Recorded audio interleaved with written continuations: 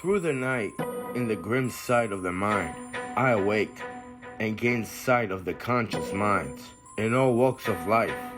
This is the diary of your lives.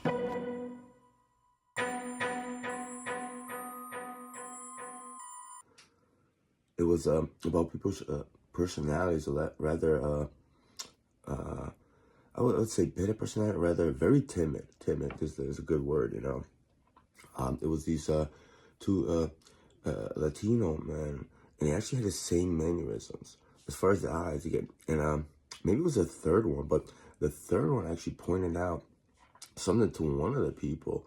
He says, you know, the reason why I said that, I wanted you to be better a supervisor.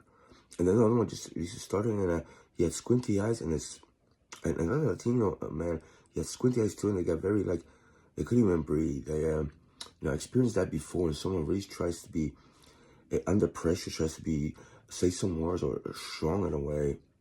It's like they couldn't even elaborate a sentence. It was someone from the back, from like the left area, came by, and he was just talking really loud, like, hey, what are you doing, this and that. But I think that person, I don't know if it was that, but it was, I don't know who it was. The dream is just, it's not clear, but someone had not just car trouble, but their tires. He was the person who I saw the dream through, who I dreamt about, because it's odd. It's like, because when I was seeing what they were experiencing, so it wasn't just a dream about anything, like an ambulance. The individual was driving a vehicle, and someone actually yelled, hey, slow down. I could see the metal in the tires.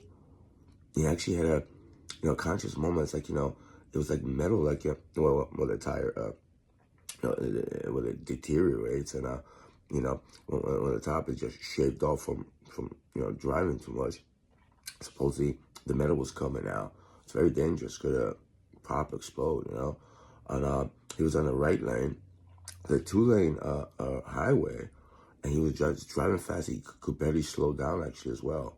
To the point he just felt relief. Oh, doesn't that feel good?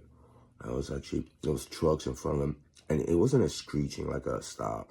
He just pressed the brake, and it just wasn't really braking.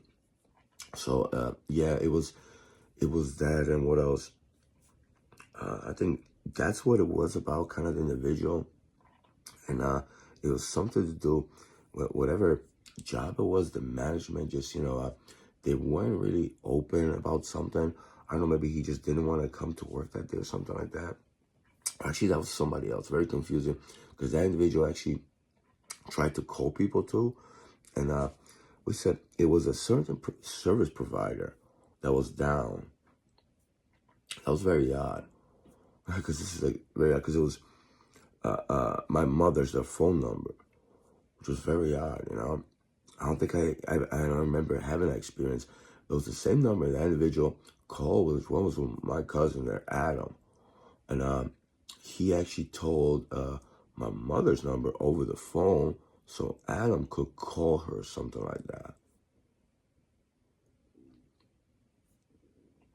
It was very odd, and yeah, and then he realized, oh no, never mind, something like that, and that guy Adam, he told that person on the phone, oh, this service provider is down, like and it was something like the individual was dialing numbers, and from his phone book, it was dialing the other numbers, so he couldn't call who he wanted to. It was very, I don't know how that would work.